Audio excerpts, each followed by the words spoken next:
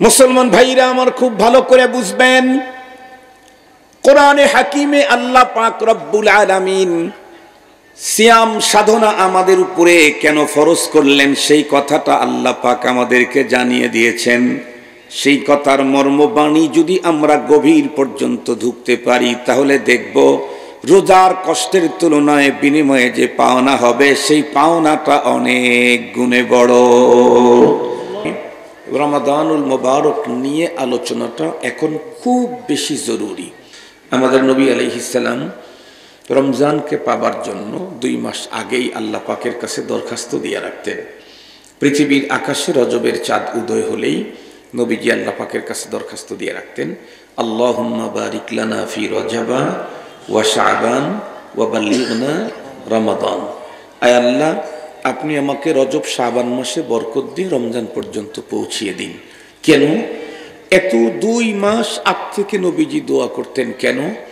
কারণ হলো একজন মানুষ তার জীবনে একটা রমাদানুল মুবারক পাওয়া, তার অর্থ হলো 100 বছর 1000 বছরের অপরাধী মুমিন জীবনের সব গুনাহ ক্ষমা নিয়ে নিজেকে আল্লাহর ওলির খাতায় নাম লেখানোর সুযোগ হাতে পেয়ে যাওয়া, একটা রমজান পাওয়ার অর্থ। এই কারণে নবী আলাইহিস সালাম স্পষ্ট হাদিসের ভিতরে বর্ণনা করেছেন, ওই মানুষটার নাকে মাটি ভরে যাক, ধ্বংস হোক, নিপাত যাক, যে মানুষটা রমাদানুল মুবারকের মতো বরকতপূর্ণ মাগফিরাত রহমত নাজাতের মাস পেল অথচ তার গুনাহ মাফ হওয়ার আগেই রমজান চলে গেল। তার মানে রমজান আসলো গেল কিন্তু সে ক্ষমা নিতে পারল না। নবীজি বলেন সে ধ্বংস হোক। মুহাম্মদুর রাসূল সাল্লাল্লাহু আলাইহি ওয়াসাল্লাম যদি কোনো ব্যাপারে কাউকে ধ্বংসের কথা বলেন, এটাকে ফিরাবার মতো ক্ষমতা পৃথিবীর কারো নেই। এ কারণে রমাদানুল মুবারক নিয়ে আলোচনাটা এখন খুব বেশি জরুরি। সবসময় আলোচনা করব, কিন্তু রমজানের আলোচনা হবে হলো 4 রকম। কয় রকম? 4 রকম। কিছু আলোচনা রমাদানের এই মাস নিয়ে। কোরআনে হাকিমের মধ্যে আল্লাহ তাআলা বলেন, শাহরু রমাদান আল্লাযী উনজিলা ফীহিল কুরআন। হাদিসে পাকের ভিতরে নবীজি বলেন, রাগিমা আনফু রাজুলিন দাখালা আলাইহি রমাদান। এটা হলো এই মাস সংক্রান্ত আলোচনা। আর একটা আলোচনা আছে হলো এই মাসের সবচেয়ে গুরুত্বপূর্ণ আমল, ইসলামের অন্যতম রুকন, সেটা হলো সিয়াম সাধনা নিয়ে। আল্লাহ পাক বলেন, ইয়া আইয়ুহাল্লাযীনা আমানু কুতিবা আলাইকুমুস সিয়াম। হাদিসে পাকের মধ্যে নবীজি বলেন, মান সামা রমাদান। আর একটা আলোচনা এই মাসের জন্য, স্পেশালি এই মাসের জন্যই, সেটি হলো কিয়াম, তার মানে তারাবি। নবী আলাইহিস সালাম বলেন, মান কামা রমাদানা ঈমানান ওয়া ইহতিসাবা। আর একটা আলোচনা হলো এই মাসের জন্য স্পেশাল, যেটা অন্য কোনো মাসে আমলটা নেই, এই মাসের জন্যই স্পেশাল, সেটা হলো ইতিকাফ। এই 4 প্রকারের আলোচনা তো অবশ্যই করতে হবে, 4 প্রকারের। আমি আজকে 4 প্রকার আলোচনা করার সুযোগ নেই। তো 30 মিনিটে কি 4 প্রকারের আলোচনা হয়? এক প্রকারই তো হয় না। এই জন্য আমি এই 4টার ভিতরে প্রধান যেটা, সেটা হলো সিয়াম। এই সিয়াম নিয়ে আলোচনা করব। আমরা প্রত্যেকেই জানি কোরআনে হাকিমে আল্লাহ তাআলা আমাদেরকে স্পষ্ট বলেছেন, ইয়া আইয়ুহাল্লাযীনা আমানু, হে ঈমানদারেরা, কুতিবা আলাইকুমুস সিয়াম, তোমাদের উপরে সিয়াম ফরজ করা হলো, কামা কুতিবা আলাল্লাযীনা মিন ক্বাবলিকুম, যেমনটি ফরজ করা হয়েছিল তোমাদের পূর্ববর্তীদের উপরেও, লাআল্লাকুম তাত্তাকুন। ওলামা তোলাবারা জানে লাআল্লা ফি কালামিল্লাহি লিল জাজমি ওয়াল ইয়াকিন। এমনি লাইতা আর লাআল্লা 2টা শব্দ সন্দেহের অর্থ দেয়, কিন্তু এই শব্দ 2টা যদি আল্লাহর কালামে ব্যবহার হয় তখন নিশ্চিতের অর্থ দেয়। এই জন্য লাআল্লা ফি কালামিল্লাহি লিল জাজমি ওয়াল ইয়াকিন, যাতে করে তোমরা মুত্তাকি হয়ে যেতে পারো। খুব ভালো করে বুঝবেন, রব্বুল আলামিন রমজানের রোজা আমাদের উপরে ফরজ করলেন, এখান থেকে আমাদের পাওনা কি সে কথাটা আল্লাহ তাআলা বলে দিয়েছেন। নামাজ ফরজ করে কথা বলেন নাই, আমি তোমাদের উপরে নামাজ ফরজ করলাম যাতে করে নামাজের দ্বারা এটা হতে পারে, এরকম নাই। অন্যভাবে আছে, ইন্নাস সালাতা তানহা আনিল ফাহশাই ওয়াল মুনকার, এভাবে আছে।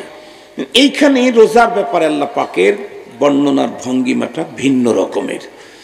এখন আমাদের অনেকের মনের মধ্যেই প্রশ্ন থাকে, বিশেষ করে যখন অনেক বড় দিনের রোজা, প্রচণ্ড দাবদাহ, খুব বেশি গরম, তৃষ্ণায় দিল ফেটে চৌচির, অনেক কষ্টকর। সেই সময় অনেক মানুষের মনের মধ্যে প্রশ্ন আসে, আল্লাহ পাক এই কষ্টসাধ্য আমলটা আমাদেরকে কেন দিলেন?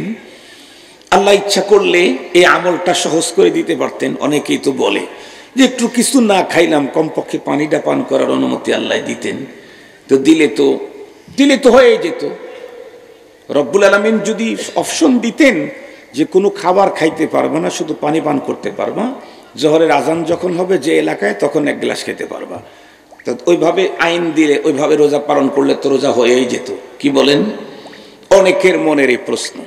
মুহতারাম হাজিরিন, যে আল্লাহ পাক রব্বুল আলামিন আমাদেরকে এই কষ্টসাধ্য আমলটা কেন দিলেন, খুব ভালো করে বুঝবেন। এই কষ্টসাধ্য আমলটা আল্লাহ পাক আমাদেরকে দিয়েছেন এ কারণে যে এই কষ্টসাধ্য আমল এর দ্বারায় বান্দার যে পাওনা হবে এহকাল এবং পরকালে, এই পাওনাটা কষ্টের তুলনায় অনেক বড়।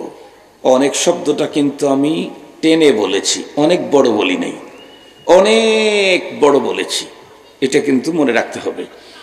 অনেক বড়, কষ্টের তুলনায় পাওনা অনেক বড়। আর দুনিয়ার নিয়ম হলো কোনো জায়গায় কষ্টের তুলনায় যদি পাওনা অনেক বড় হয়, সেই কষ্ট মানুষ সাদরে গ্রহণ করে, আনন্দের সাথে সে কষ্টটাকে নিজে বরণ করে।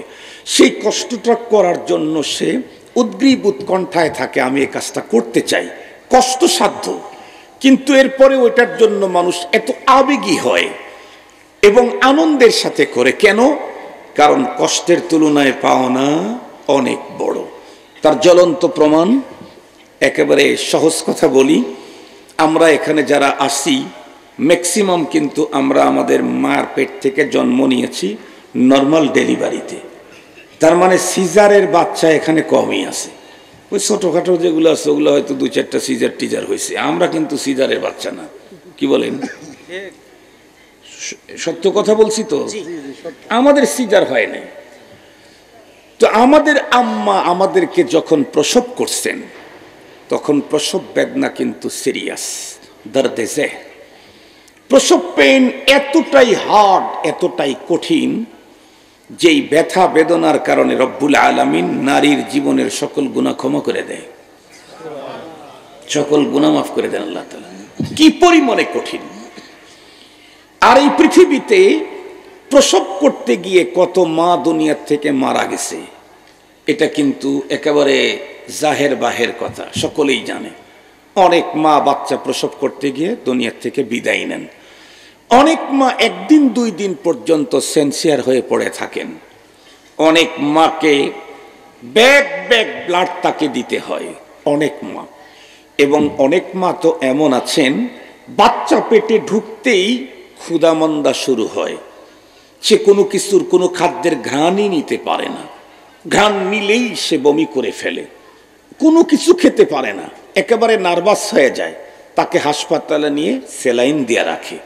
এরপরেও কিন্তু কোনো মা কোনোদিন বলে নাই এত কষ্ট দরকার নাই, বাচ্চাটারে আউট করে দাও, বলেছে কি না? বরং কি দেখেছি আমরা, কোনো মা বিয়ের পরে 5 বছর পর্যন্ত বাচ্চা আসে নাই, মা যেন একেবারে উতাল পাতাল শুরু করে দেয়, আমার কেন বাচ্চা আসতেছে না। 10 বছর পর্যন্ত বাচ্চা আসে নাই, ও মার তো চোখের থেকে পানি সরে না। একেবারে ডিম থেকে শুরু করে, মুরগি থেকে শুরু করে, ছাগল থেকে শুরু করে, গরু থেকে শুরু করে, মহিষ থেকে শুরু করে, বৈধ অবৈধ জায়গাতে দেওয়া শুরু করে শুধু একটা বাচ্চার জন্য। প্রয়োজনে বাবার দরবারেও গরু পাঠায়, তবুও যদি একটা বাচ্চা হয়। আসে না এরকম লোক? দেশে চিকিৎসা নেয়, বিদেশে চিকিৎসা নেয়, অথচ এই যে লক্ষ লক্ষ টাকা ব্যয় করতেছি কিসের জন্য? একটা বাচ্চার জন্য। অথচ এই বাচ্চা পেটে ঢোকার পরে বাচ্চা প্রসব করতে গেলে তার জীবনে বাঁচার সম্ভাবনাও আছে, মরার সম্ভাবনাও আছে। কেন? 1000 মা দুনিয়া থেকে বিদায় নিয়েছেন, জ্বলন্ত প্রমাণ দুনিয়াতে আছে। এরপরেও 10 বছর পরে মায়ের পেটে যখন বাচ্চা ঢুকে, তখন দেখবেন পুরা ফ্যামিলি আনন্দে আত্মহারা। তখন থেকেই মিষ্টি খাওয়ানো শুরু করছে, হুজুরের কাছে দোয়া চাওয়া শুরু করছে। ইভেন যেই মা তার নিজের জীবন মরণের সন্ধিক্ষণে দাঁড়িয়ে বাচ্চাকে প্রসব করতে হবে, সেই মাও তখন ভিতরে যেন তার এক অজানা আনন্দ, ভিতর থেকে এক আনন্দ থাকে। সে এত কষ্ট, খাইতে পারতেছে না, তারপরেও আনন্দ। কেন? কারণ হলো এখানে যে কষ্ট আছে, কষ্টের তুলনায় আল্লাহ যদি আমাকে একটা সন্তান দেন, আর সেই সন্তান যদি হয় আদর্শবান, সে যদি হয় নীতিবান, সে যদি প্রকৃতই একজন মানুষ হয়, সে যদি হয় শেখুল হাদিস আল্লামা আজিজুল হক রহমতুল্লাহ আলাইহির মতো, সে যদি হয় মুজাহিদে আজম শামসুল হক ফরিদপুরি রহমতুল্লাহ আলাইহির মতো, সে যদি হয় পীরজি হুজুর রহমতুল্লাহ আলাইহির মতো, সেই সন্তান যদি হয় শেখুল ইসলাম আল্লামা আহমদ শফির মতো, সেই সন্তান যদি হয় কায়েদে মিল্লত জুনাইদ বাবুনগরীর মতো, সেই সন্তানটা যদি হয় মরহুম চরমনাইয়ের পীর ফজলুল করিম রহমতুল্লাহ আলাইহির মতো, সেই সন্তানটা যদি হয় হাকিমুল উম্মত থানবীর মতো, মা ও আশা নিয়ে এই সন্তান জন্ম নেয়, তাহলে আমার এই সন্তানের যে পাওনা আমার হবে, তাতে 10 মাসের কষ্ট কোনো কষ্টই না। 10 মাস পর্যন্ত পেটের ভিতরে ধারণ করা, প্রসব পেইন, জীবন মরণের সন্ধিক্ষণে দাঁড়ানো, এটা কোনো বিষয় না। রব যদি আমাকে সেই সন্তানটাকে মানুষের মতো মানুষ করেন, সারা জীবন সন্তানের কারণে আমি রত্নগর্ভা হিসাবে দুনিয়াতে ভূষিত হব, মানুষ আমাকে রত্নগর্ভা বলবে। শুধু তাই না, প্রতিটি মানুষ চিন্তা করে এখন তো আমার জীবন আছে, যৌবন আছে, একটা সময় বার্ধক্যতা আমাকে ধরে ফেলবেই। যদি আল্লাহ পাক আমাকে লম্বা হায়াত দেন, আমি যখন বুড়ো হয়ে যাব, আল্লাহ ইয়াদু বিল্লাহ, আল্লাহর কাছে আমরা সবাই পানাহ চাই। যদি কারো এমন হয় জীবনের শেষ মুহূর্তে গিয়ে 12-14 বছর পর্যন্ত অসুস্থতার কারণে বেডে শুয়ে থাকতে হয়েছে মাকে, সেই মুহূর্তে মার যদি কোনো সন্তান না হয়, সে মায়ের দুঃখের কোনো সীমা থাকে না। আর যদি 1-2টা সন্তান আল্লাহ তাকে দেয়, এখনো বাংলাদেশে বিলখুসুস ইসলাম মুসলিম সন্তান যারা হয়, তারা এই মা তাকে পেটে ধারণ করেছিল 10 মাস, আর সন্তান তার মাকে 14 বছর পর্যন্ত খেদমত করেই যাবে। এই সেই দিনে আমার সন্তান আমার কাজে আসবে, এ পাওনা অনেক বড়। শুধু তাই না, আমি যখন দুনিয়া ছেড়ে কবরস্থ হব, আমি যদি পর্যাপ্ত পুঁজি নিয়ে পরপারে যেতে না পারি, আমার তো ঝামেলা হবে। তখন সেই সময় আমার পরপারের পুঁজি আমাকে পার্সেল করবে কে? যদি আমার ঘরে একটা সন্তান থাকে, আমি ইন্তেকালের পরে 50 বছর যদিও বেঁচে থাকে, আরো যদি নামাজি হয়, কন্টিনিউ প্রতিদিন 5 বার আমার জন্য পার্সেল পাঠাবে, রব্বির হামহুমা কামা রব্বায়ানি সগীরা, পার্সেল পাঠাবে, আমার অ্যাকাউন্টে নেকি পাঠাবে 5 ওয়াক্ত সালাতের পরে। এরপরেও যদি কোনো মাহফিল উপস্থিত হয়, কখনো যদি হাত উঠায়, সত্যি যদি আমি তাকে দিন শিখায় যেতে পারি, দিন, তাহলে নিশ্চিত সন্তান কখনো হাত উঠাইলে আমাকে ভুলবে না। যতবার রব বলবে ততবার আমার কথা বলবে, কারণ রব তো অপশনই দিয়েছেন, ওয়া কাদা রাব্বুকা আল্লা তা'বুদু ইল্লা ইয়্যাহ ওয়া বিল ওয়ালিদাইনি ইহসানা। রব অপশন দিয়েছেন। প্রথমে রব নিজের কথা বলেছেন, এরপরে পিতামাতার কথা বলেছেন। সঙ্গত কারণে এই সন্তান রবের কাছে হাত উঠাবে আর পিতামাতার কথা বলবে না, তা হতেই পারে না। তবে শর্ত হলো সেই সন্তানকে দ্বীনি শিক্ষায় শিক্ষিত করতে হবে, ধর্মীয় শিষ্টাচার, নীতি, নৈতিকতা, তাহজিব, তামাদ্দুন শিক্ষা দিতে হবে। আমার একজন মুসল্লি, মাত্র একটা ছেলে, তার একটা ছেলে একটা মেয়ে, ব্যবসা করে ঢাকাতে। ছেলেটাকে সে মাদ্রাসা পড়ায়, শুধুই ছেলেটা হাফেজ বানানোর জন্য নিজে মাদ্রাসায় একটা শুরু করছে। অন্য জায়গায় ঝামেলা হয়, এজন্য ও নিজে মাদ্রাসা শুরু করছে, শুধু নিজের ছেলেকে পড়াবার জন্য। ও বলতেছে, হুজুর 2-4 জন কোনো ভাই বন্ধু বান্ধব যদি তার ছেলেকে এখানে পাঠাইলো না পাঠাইলো, আমার ছেলেটা তো হাফেজ হবে। পর আমি বললাম, আপনার একটাই ছেলে, ঢাকায় থাকেন, এই একটা ছেলেকে মাদ্রাসায় দিলেন, মেয়েটাকেও মাদ্রাসায় দিলেন কেন? সে আমাকে তখন বলে, হুজুর বর্তমান ঢাকা শহরের কোটিপতিদের অবস্থা দেখে। তো কোটিপতির কি অবস্থা দেখলেন?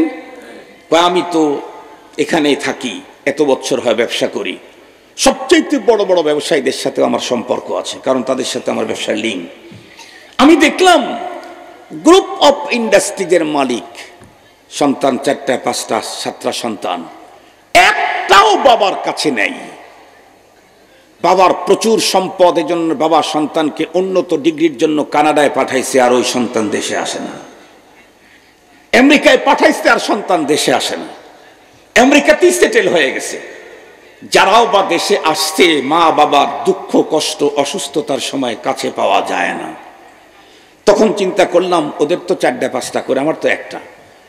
আমার একটাই যদি এমনটি হয়, তাহলে তো আমার জীবন শেষে অনেক কষ্ট হবে। তো আমি আমার টাকা দিয়ে, শ্রম দিয়ে, এর পিছনে ঘাম ঝরিয়ে আমি এদেরকে বার্ধক্য অবস্থায় আমার থেকে দূরে চলে যাক, এ জাতীয় কোনো শিক্ষায় শিক্ষিত করাইতে চাই না। আমি চাই আমার সন্তান আমার অসুস্থতায়, আমার মৃত্যুর মুহূর্তে যেন আমার কাছে থাকে, তার ভালোবাসাটা যেন আমি পাই। চিন্তা করে দেখলাম, এ কাজটা করতে চাইলে ধর্মীয় শিক্ষায় শিক্ষিত করার বিকল্প কোনো পথ নাই। মুহতারাম হাজরিন, সেদিকে যেতে চাই না। আমার মূল কথাটা আমি আপনাদের খেদমতে বলে শেষ করে দিচ্ছি। তাহলে মা এত কষ্ট আনন্দের সাথে গ্রহণ করে কেন? কারণ কষ্টের তুলনায় পাওনা, কথা বলেন না কেন, অনেক বেশি। শুধু বেশি না, মা তো 10 মাস কষ্ট করছে। মার প্রয়োজনে সন্তান 50 বছর কষ্ট করবে, 50 বছর। এরপরে মা কবরে যাওয়ার পরে মা যেই পরিমাণে পুঁজি পরপারে দরকার ছিল তা নিয়ে যেতে পারে নাই। সন্তান দুনিয়া থেকে পার্সেল পাঠাবে। সুবহানাল্লাহ বললেন না? যে 5 ওয়াক্ত সালাতের পরে সূরা ফাতিহা পড়বে, রব্বির হামহুমা বলে মালিকের কাছে জামিন ধরতে থাকবে। রব্বির হামহুমা মানে কি জানেন? আদালতে জামিন পেশ করা। রব্বির হামহুমা মানে আল্লাহর আদালতে জামিন পেশ করা। আয় আল্লাহ, আমার আব্বা আর আম্মাকে ওই মায়া দাও যে মায়ায় তারা ছোটবেলায় আমাকে বড় করেছে। তার মানে আমার বাবার অপরাধের কারণে কোনো শাস্তিতে আছে, তুমি ওকে মুক্ত করে দাও। জামিন ধরা। এক সন্তান যদি দৈনিক 10 বার করে বাবার জামিন ধরে আল্লাহর কাছে, যে রব অপশন দিয়েছেন যে তুমি এটা বলে জামিন ধরো, সেটা বলেই যদি জামিন ধরে, তার জামিন না হতে পারে না। তরিকা তো রবই শিখাইছেন, অন্য কেউ তো শিখায় নাই তরিকা। যে অন্য কারো তরিকা নিয়ে গেছে এটা রবের পছন্দ না, তা তো না, রবই তো শিখাইছেন। এটা ফেরত দেওয়ার তো কোনো সুযোগ নেই। রবের তরিকা, শিখানো তরিকায় সন্তান যখন কন্টিনিউ, আল্লাহ পাকের কাছে বলবে রব্বির হামহুমা কামা রব্বায়ানি সগীরা। রব অবশ্যই যত বেশি বলতে পারবো তত দ্রুত আমার আব্বা আম্মার জামিন হবে, জান্নাতে তাদের ঠিকানা হবে। মুহতারাম হাজরিন, তাহলে দুনিয়াতে একটা মা জীবন মরণের চ্যালেঞ্জ পর্যন্ত আনন্দের সাথে গ্রহণ করে, এ কারণে সন্তান নেয়। কেন? কারণ এই কষ্টের তুলনায় পাওনা অনেক বড়। মুসলমান ভাইরা আমার খুব ভালো করে বুঝবেন, কোরআনে হাকিমে আল্লাহ পাক রব্বুল আলামিন সিয়াম সাধনা আমাদের উপরে কেন ফরজ করলেন সেই কথাটা আল্লাহ পাক আমাদেরকে জানিয়ে দিয়েছেন। সেই কথার মর্মবাণী যদি আমরা গভীর পর্যন্ত ঢুকতে পারি, তাহলে দেখব রোজার কষ্টের তুলনায় বিনিময়ে যে পাওনা হবে, সেই পাওনাটা অনেক গুণে বড়। সেই বড়টা কি? একেবারে সহজেই বলি, আল্লাহ পাক রব্বুল আলামিন সিয়াম সাধনার দ্বারাই বান্দাকে দুনিয়া এবং আখিরাতে যেই জিনিসটা দান করেন, এটা অনেক বড়। প্রথম বন্ধুরা আমার পরপারেরটাই বলি, এরপরে দুনিয়ারটা যদি সুযোগ হয় 3 মিনিটে বলে দেব। প্রথম নাম্বার আখিরাতের। তা আল্লাহ বলেন, আমি তোমাদের জন্য সিয়াম ফরজ করেছি। কেন? এ সিয়াম সাধনার দ্বারায় তুমি আমার বান্দা আছো, সিয়াম সাধনার মাধ্যমে আমার বন্ধু হয়ে যেতে পারবে। আমরা প্রত্যেকে আল্লাহর বান্দা, সেখান থেকে বন্ধুতে উত্তীর্ণ হতে চাইলে সিয়াম দরকার। সুবহানাল্লাহ বলবেন না? বান্দা যদি বন্ধু হতে পারে, এর চেয়ে আর বড় কি প্রমোশন আপনি চান? আমিও আল্লাহর গোলাম, আর রোজার আমল করলে আমি আল্লাহর বন্ধু হয়ে যাব। এর চাইতে বড় আর কি? যদি জিজ্ঞেস করেন হুজুর রোজার দ্বারাই আল্লাহর বন্ধু হইতে পারবে, এটা কোথায় আছে? কোরআন শরীফে আছে। তো কোরআন শরীফে তো আছে না আল্লাকুম তাত্তাকুন, যাতে করে তোমরা মুত্তাকি হতে পারো, আপনি বন্ধু হতে পারো। এটা বললেন কেমনে? এই জন্যই তো কওমি মাদ্রাসা পড়া লাগে। এই জন্য কোন মাদ্রাসা পড়া লাগে? কওমি মাদ্রাসা পড়া লাগে। কওমি মাদ্রাসা পড়লে কোরআনের যেই গভীরে ঢোকা যায়, অন্য জায়গায় পড়ে সেই গভীরে ঢোকার সাঁতার কাটার মতো যোগ্যতা অর্জন হয় না। আপনারা যারা উলামায়ে কেরাম তলাবা আছে তারা ভালো করে বুঝবে। যারা মান্তিক পড়ছে, মান্তিক তারা জানে যে নতিজা বের করতে চাইলে সুগরা কোবরা মিলায়া মাঝখানকার হদ্দে আওসাত ফেলে দিলে তখন নতিজা বের হয়। কোন জিনিসের নতিজা বের করার সিস্টেমই হলো হদ্দে আওসাতকে ফেলে দিয়ে সুগরা কোবরা মিলাইলে নতিজা বের হয়। কোরআন শরীফের এই আয়াতে আল্লাহ বলেন রোজার দ্বারায় তুমি মুত্তাকি হতে পারবে। আর এক আয়াতে আল্লাহ কি বলেন? ইন আউলিয়াউহু ইল্লাল মুত্তাকুন। ওই আয়াতে আল্লাহ বললেন মুত্তাকিরাই আমার ওলি। রোজার দ্বারায় মুত্তাকি হয়, আর মুত্তাকিরাই আর কার দোস্ত? কথা বলেন, কার দোস্ত? এখানে মুত্তাকি মুত্তাকি শব্দটা এটা তাকরার হয়েছে, এটা হদ্দে আওসাত। এটাকে ফেলে দিলে তখন নতিজা কি হবে? রোজার দ্বারায় আল্লাহর দোস্ত হওয়া যায়। রোজার দ্বারায় আল্লাহর বান্দা আল্লাহর বন্ধু হয়ে যায়। আল্লাহর বন্ধু হলে কি হবে? কোরআন শরীফের এক আয়াত শুধু বলি, কত আয়াত আছে আল্লাহর বন্ধু হলে কি হয় না হয়, শুধু এক আয়াত বলি। আল্লাহ বলেন আলা ইন্না আউলিয়া আল্লাহি লা খাউফুন আলাইহিম ওয়া লা হুম ইয়াহজানুন। যারা আল্লাহর দোস্ত হয় দুনিয়াতেও কোনো পেরেশানি নাই, আখিরাতেও কোনো আতঙ্ক নাই, ভয় নাই।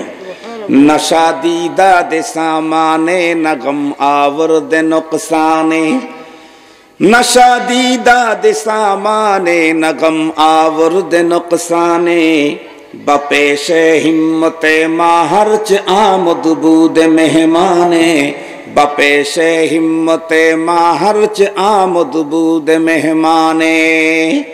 যারা আল্লাহর দোস্ত হয়ে যায়, ওলি হয়, এদের দুনিয়াতেও কোনো পেরেশানি নেই, আখিরাতেও কোনো ভয় নেই। মুহতারাম হাজিরিন, এখন প্রশ্ন হুজুর, কয় বছরের রোজার দ্বারায় আমি আল্লাহর বান্দা বন্ধু হইতে পারি? বছর হয় রোজা রাখি এবং একটা রোজা ভাঙ্গা পড়ে নাই, আল্লাহর দয়া। গত বছর তো অনেক বড় অ্যাক্সিডেন্ট, আমার বাম পায়ের 4টা আঙ্গুল কাটা পড়ছে, এরপরেও আল্লাহর মেহেরবানি একটা রোজা ভাঙ্গা লাগে নাই, আল্লাহর মেহেরবানি, আল্লাহর দয়া। হুজুর আপনি বলতেছেন এক বছরের 30-29টা রোজা দিয়ে আল্লাহর বন্ধু হওয়া যায়, মুত্তাকি হওয়া যায়। আমি তো 40 বছর হয় 30-29টা করে রোজা রাখলাম, তাও তো বন্ধু হইতে পারলাম না। তাহলে আপনার কথার সাথে তো বাস্তবতার মিল নেই। জি, মিল 100 বার আছে, ঝামেলা আছে একটা জায়গায়। সে ঝামেলাটা কি, সলভ করার পদ্ধতি কি, এটা বলেই শেষ করে দিচ্ছি। আমাদের আজকের এই মাহফিলটা ধরেন একটা জামে মসজিদ, এই স্পেসটা, এই মসজিদের এতটুকুন স্পেসটাকে ঠান্ডা করতে চাইলে ধরেন কত 30 টন এসি লাগবে, ধরে নেন 30 টন এসি লাগবে। 30 টন এসির কাছে যিনি মসজিদ বানিয়ে দিয়েছেন বহু টাকা ওনার, উনি 60 টন এসি লাগায় রাখছে, যাতে যে কোনো সময়ে 2-4টা নষ্ট হইলে আরগুলা দিয়ে কাজ চালানো যায়। এখন ধরেন সামনে রমজান মাস আসতেছে, তারাবির নামাজ পড়বেন তো ইনশাআল্লাহ? কয় রাকাত? এটা জোরে বলেন, আবার বলেন। 8 রাকাত, 8 রাকাত, 12 রাকাত। মনে রাখবেন 8 রাকাত কোনো তারাবি হয় না, 12 রাকাত কোনো তারাবি না। কেউ যদি 8 রাকাত বলে আবার তারাবি বলে, তা ও হলো এই পৃথিবীর শ্রেষ্ঠ মূর্খ, ও হলো এই পৃথিবীর শ্রেষ্ঠ মূর্খ। কেন? তারাবি এটা হলো আরবি বহু বচন, এই শব্দের এক বচন হলো তারবিহা। বাংলাতে এক বচন আর বহু বচন, আরবিতে 3 বচন, এক বচন, 2 বচন, বহু বচন, ওয়াহেদ তাসনিয়া জমা। আরবিতে তারবিহা এক বচন, 2 বচন তারবিহাতান। তারাবি হলো 3 বচন, তার মানে কমপক্ষে 3 হতে হবে, কমপক্ষে 3 না হলে তারাবি হবে না। তারবিহা বলা হয় 4 রাকাত পরে যে একটু আরাম করে না, বসে না, এটাকে আরবিতে তারবিহা বলে। তো এরকম একবার বসলে আরবিতে বলা হবে তারবিহা, আর যদি 2 বার বসে তাহলে আরবিতে সেটাকে বলা হবে তারবিহাতানে। কমপক্ষে 3 বার বসলে তখন বলা হবে তারাবি। কথা কি বুঝাইতে পারছি? 8 রাকাত বলবে আবার তারাবি বলবে, ও হলো এই জগতের শ্রেষ্ঠ মূর্খ। কথা কি বুঝাইতে পারছি আপনাদেরকে? এটা হইতেই পারে না, হইতেই পারে না। 12 রাকাত তো তারাবি না, তারাবি 20 রাকাত। আল্লাহ আমাদেরকে 20 টাকার তারাবি পড়ার তৌফিক দান করুন। মোহতারাম হাজরিন, ধরেন তারাবির নামাজ শুরু হয়ে গেছে, 30 টন এসি চালায় দিছে, একেবারে হাই পাওয়ার দিয়েছে মুয়াজ্জিন সাহেব। দেখবেন তারাবির নামাজে যারা দাঁড়াইছে 8 রাকাত পার হতে না হতেই যারা একটু দুর্বল, যাদের একটু লো প্রেশার, শরীরের ভিতরে কাপের চোটে দাঁতে দাঁতে বাড়ি লাগা শুরু হয়ে গেছে। এক পর্যায়ে কি বলবে, সালাম ফিরাই এই গরম দেখে, মুয়াজ্জিন হয় এসি বন্ধ কর, নাই কম্বলের ব্যবস্থা কর, নাইলে কিন্তু অবস্থা বেগতি। 30 টন এসি চালায় দিলে ভিতরে মাঘ মাসের শীতের চাইতে তীব্র শীত অনুভব হবে। মুহতারাম হাজরিন, কিন্তু এটা কখন? এই মসজিদের দরজা জানালা বন্ধ রেখে এসি চালাবে যখন তখন।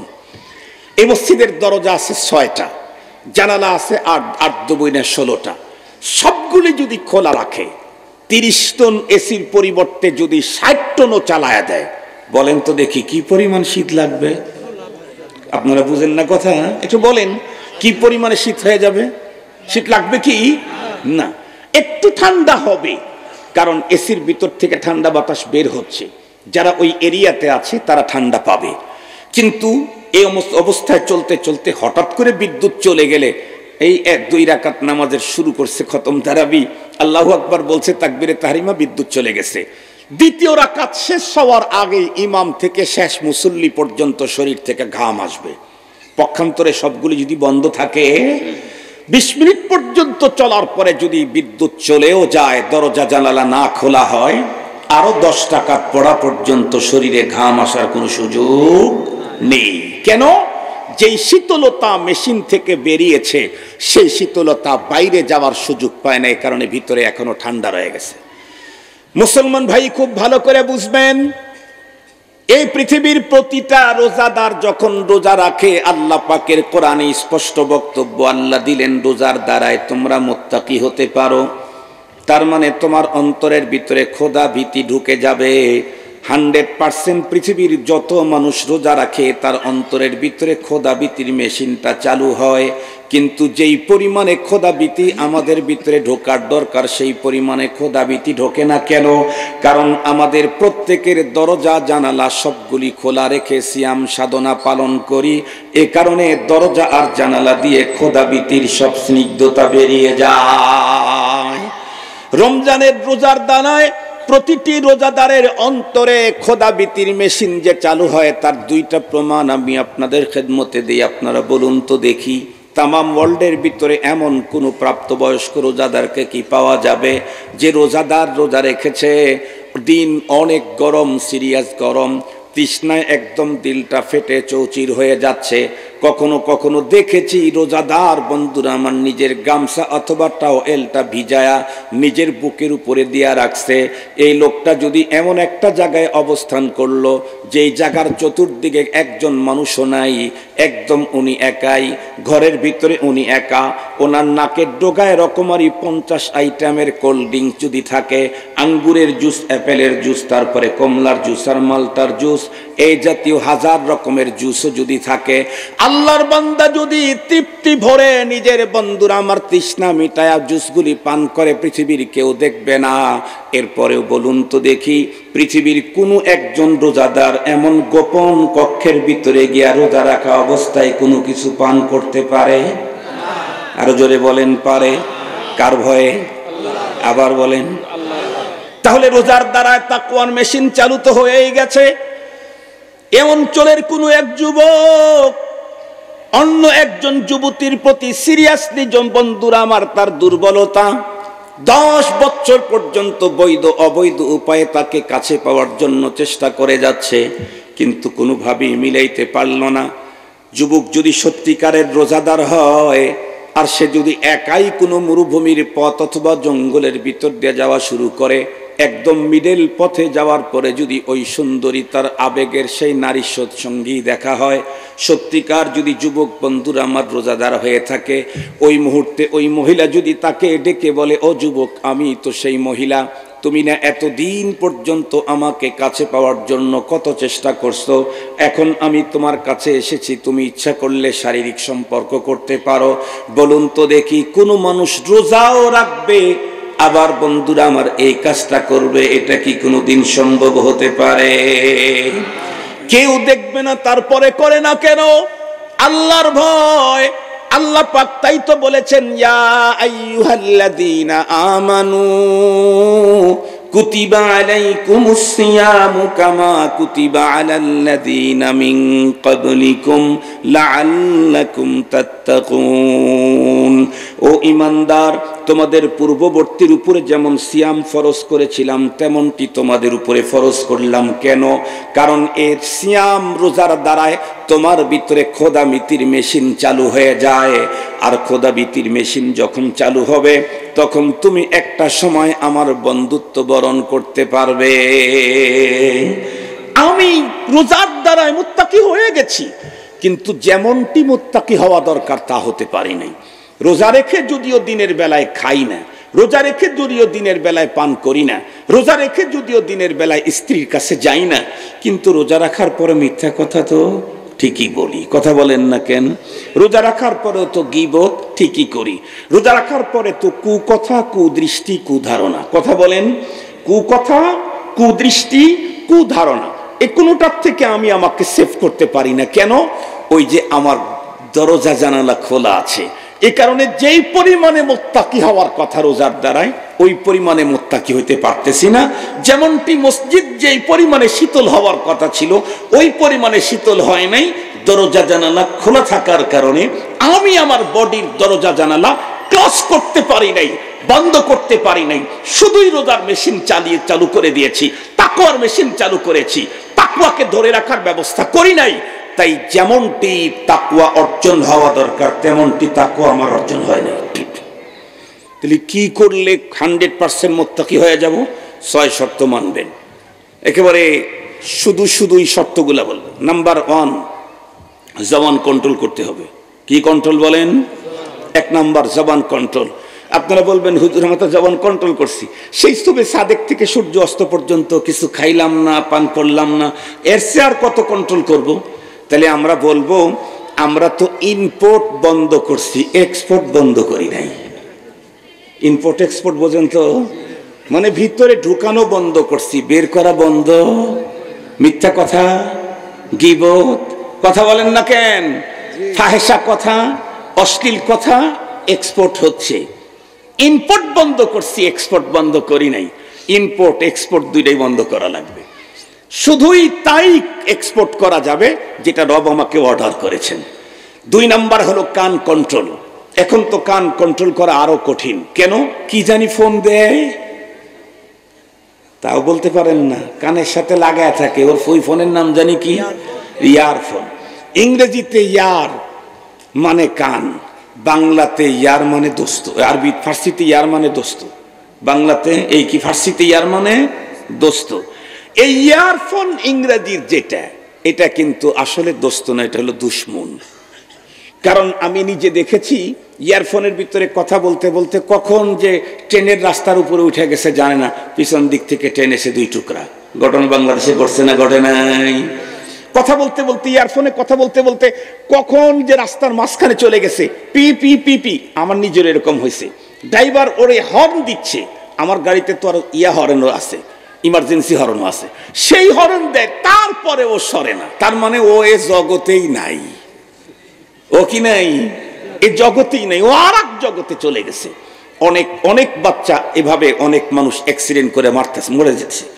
তাহলে বোঝা গেল ইংরেজির ইয়ার আসলে কি বলেন, দুশমন। নিজের জীবনকেই সেভ করতে পারে না, ওইটা দিয়ে আপনার রোজা সেভ হবে কেমনে? এই জন্য এটা ফালাই দিবেন। কেউ কোনো বাজে কথা কানে নিবেন না। কেউ যদি বলতে থাকে বলবেন, সরি আই এম রোজাদার। আরবি বলবেন, আফওয়ান ইন্নী ইমরাউন সাইম, আমি রোজাদার। বাংলাতে বলেন, আমি কথা বলতে পারবো, আমি রোজাদার। কেন? 52 বছর পর্যন্ত যত অপরাধ করেছি, মাত্র 30 দিনে আল্লাহ আমাকে সকল অপরাধ ক্ষমা করে তার বন্ধুর চেয়ারে আমাকে আসন করে দিবেন। সুতরাং আমি এই 30 দিন কারোর সাথে বাজে কথা বলতে পারবো না। আমি এই চেয়ার থেকে নিজেকে বঞ্চিত করতে পারবো না। আমার জীবনে আর যদি কোনো রমজান না আসে, আমার জীবনে যদি আর কোনো রমজান না আসে, তাহলে আমি আল্লাহর বন্ধু হওয়ার সুযোগ আমার হাতছাড়া হয়ে গেল। এই জন্য এই 30 দিন আমি কমপ্লিট কন্ট্রোলে থাকবো। 3 নাম্বার চোখ কন্ট্রোল। 4 নাম্বার অঙ্গ প্রত্যঙ্গ কন্ট্রোল, অঙ্গ প্রত্যঙ্গ দিয়েও গুনাহ করা যাবে না। 5 নাম্বার এত কিছু করার পরেও খেতে হবে সাহারি আর ইফতারে হালাল। সাহারি আর ইফতারে হালাল খাবার খেতে হবে। ও যদি পান্তা ভাত হয়, পানি ভাত হয়, সাহারি আর ইফতারে হালাল কিছু পায় নাই, পানি ভাত পান্তা ভাত, এটা দিয়ে যদি সাহারি আর ইফতার করে ও আল্লাহর দোস্তের চেয়ার পেয়ে যাবে। পক্ষান্তরে সাহারিতে 25 আইটেমের খেয়েছে, ইফতারে 50 আইটেম করেছে, কিন্তু হারাম। মনে রাখবেন, হারামখোর আল্লাহর দোস্ত হওয়ার সুযোগ নাই। হারামখোর আল্লাহর দোস্ত হওয়ার, আর হারামে যে আরাম নাই এ ওয়াজ বাংলাদেশে নতুন করে করা দরকার নাই, নিজের চোখেই তো আমরা দেখতেছি। কথা বলেন না কেন? যারা হারামে কোটি কোটি টাকা হারাম পন্থায় অর্থ উপার্জন করেছিল, এখন জানি কি অপারেশন শুরু হয়েছে, ডেভিল হান্ট। কি ধরা? আর একটু জোরে বলেন না। এটা কি হুজুররা করছে? এটা মোল্লায় করছে? কথা বলেন না কেন? এ নাম আবিষ্কার করলো কারা? ওরাই এখন বলতেছে যে এরা শয়তান। ওরাই বলতেছে কি? শয়তান। যারা মানুষের উপরে জুলুম করছে, দেশের উপরে জুলুম করছে, এদেরকে এরাই বলতেছে শয়তান। হুজুররা কোনো ফতোয়া দেয় নাই, নামও আবিষ্কার করে নাই। হুজুররা জানেই না ডেভিল মানে কি। মুহতারাম হাজিরিন, খুব কষ্টে আছে, খুব কষ্টে। আজকেও একজনের সাথে আমার কথা হয়েছে, হুজুর খুব কষ্টে আছে। বললাম আল্লাহর নাম বেশি বেশি করে জিকির করতে থাকেন, যে আল্লাহ পেরেশানি দূর করে দাও, আর তওবা করতে থাকেন, আল্লাহর জীবনে কোনোদিন এদিক ওদিক যাব না। তারা অবশ্য ওই রকম ছিল না, কিন্তু ওই যে পদবি ছিল, এই জন্য ঝামেলাতে আছে। তো মুহতারাম হাজিরিন, হারামখোর কখনো আল্লাহর দোস্ত হতে পারবে না। তবে এখানে একটা কথা না বললেই নয়, আমরা মনে করি যে আমাদের দেশে সরকারি চাকরি যারা করে তারাই শুধু হারাম খায় আর আমরা সব হালাল খাই। না, আমাদের ভিতরেও হারামখোর আছে। ব্যবসা করেন চশমার, কথার কথা বলতেছি, চশমার ব্যবসা করেন, এটা কিনে নিয়ে আসছেন 3000 টাকা দিয়ে, মার্কেটে বিক্রি হয় 4500 5000 টাকা। এখানে এক জায়গায় ডিফেক্টেড আছে, আপনি কিনে নিয়ে আসার পরে একদিন দেখতে পারলেন ঠিক করতে গিয়া ইহে, কিন্তু এটা নিবে না, ফেরত রেখে দিলেন। একজন গেল, তাকে না বলে বিক্রি করে দিলেন, এই টাকাটা আপনার জন্য হারাম। অথবা এটা বাজারে বিক্রি হয় 4500 5000 টাকা, নতুন একজন গ্রাহক আসছে, খুব চয়েস, ওইটা নিবেই, আপনি সুযোগ পেয়ে দাম বলে দিলেন 14000 টাকা, দেন 2000 টাকা কম দেন, 12000 টাকা নিলেন। এটাকে বলা হয় গাবানে ফাহিশ। এটাকে বলা হয় গাবানে ফাহিশ শরীয়তের ভাষায়।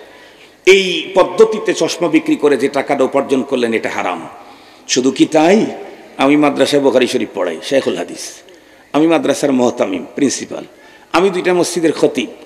আমি রাবেতাতুল ওয়াইজিন, বাংলাদেশের সবচেয়ে বড় বক্তাদের যে প্ল্যাটফর্ম আছে, যেই প্ল্যাটফর্মকে বিগত সরকার জমের মতো ভয় করত, মনে করতো যে এরাই সব দেশটাকে দখল করে ফেলবে। আসলে ভুয়া, কিছুই না। যাই হোক, সেটার আমি সারা বাংলাদেশের সভাপতি।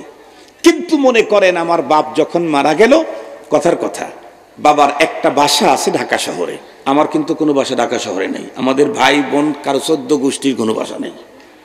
কথার কথা বলতেছি আর কি। 10 কাঠা জায়গার উপরে 20 তলা বিল্ডিং, প্রতি মাসে ওখান থেকে 20 লাখ 25 লাখ টাকা ভাড়া আসে। ওখানে আমরা সব ভাইয়েরা থাকি। বাবার ইন্তেকালের পরে বোনেরা যখন সম্পদ নিতে আসতো, তখন বললাম, বোনেরা তো বাড়ির অংশ পায় না। এই ফতুয়া আপনাদের শৈলকুপাতে আছে না? নাই, আছে, পায় না। তো কি করো তাইলে? ওই মাঠের ভিতরে যেটা আছে 20 বিঘা, ওই 20 বিঘা টাকা দিয়া ঢাকা শহরের 1 তালার একটা ফ্লোরের দাম হবে না, একটা ফ্লোরের দামও হবে না, 1 ইউনিটের দাম। এরপরেও সেখান থেকে বোনকে দেওয়ার সময় আরো কিছু কম করে দিলাম। এখন আমি এখান থেকে প্রতি মাসে 25 লাখ টাকা ভাড়া আসে, সেই ভাড়াটা আমি নিয়ে 25 আইটেমের সাহারি খাইলাম, 50 আইটেমের ইফতার করলাম। রমজানের শুরুতে একবার উমরায় গেলাম, শেষেও একবার উমরায় গেলাম। এই হারামখোর কোনোদিন আল্লাহর বন্ধু হতে পারবে না। হারামখোর কথা কি বুঝাইতে পারছি? ও কি খোর? ও সিল্লাদিকার ওয়াজ করুক, আর বুখারী পড়াইকার পীর সাহেব হোক, আর যেই সাহেব হোক, ও হারামখোর। মনে থাকবে তো? এই জাতীয় হারাম পদ্ধতিতে যারা খায়, এটা বন্ধ করতে হবে। 7 নাম্বার হলো, এত কিছুর পরেও সাহারি ইফতারে উদর ভরে ওভারলোড খাওয়া যাবে না। ওভারলোড খাইলে 2টা সমস্যা। একটা রোজার মূল লক্ষ্য নষ্ট হয়ে গেল, 2 নম্বর আপনার জীবনের সুস্থতা শেষ হয়ে গেল। এই জন্য খেতে হবে পেটের ভিতরে ক্ষুধা রেখে। রব্বুল আলামিন রোজা যে আমাদের উপরে ওয়াজিব করেছেন তার একটা লক্ষ্য হলো ধনী বিত্তবানেরা যেন অভুক্ত থাকার দুঃখ বেদনাটা মানুষ বুঝতে পারে। এখন স্বাভাবিক খেলে সকাল দুপুর বিকালে খাইতাম 1.5 কেজি, আর রোজা রাখার কারণে সে ইফতারের পরে এক বৈঠকে খাওয়া ফেলাইছি 2.5 কেজি। বলেন তো তাহলে অভুক্তর কোনো কিছু বুঝবো আমি? শুধু তাই না, এখানে সবচেয়ে বড় ঝামেলা যেটা হবে সেটা 16-17 ঘন্টা আমার স্টমাক এমটি ছিল, খালি ছিল। হঠাৎ করে আপনি 15-2 কেজির চাপ যখন দিয়ে দিবেন তখন অসুস্থ হয়ে পড়বেন, আপনাকে হাসপাতালে নিতে হবে। এই জন্য আমাদের এই 6 শর্ত মেনে আমরা যদি সিয়াম পালন করতে পারি, ইনশাআল্লাহ সামনের মাসেই যত বড় অপরাধী আমি হই না কেন, আল্লাহ আমাকে অপরাধ থেকে মুক্ত করে তার বন্ধুর সিরিয়ালে নাম লেখায় দিবেন। রাজি আছি আমরা ইনশাআল্লাহ। আল্লাহ পাক তৌফিক দান করুক।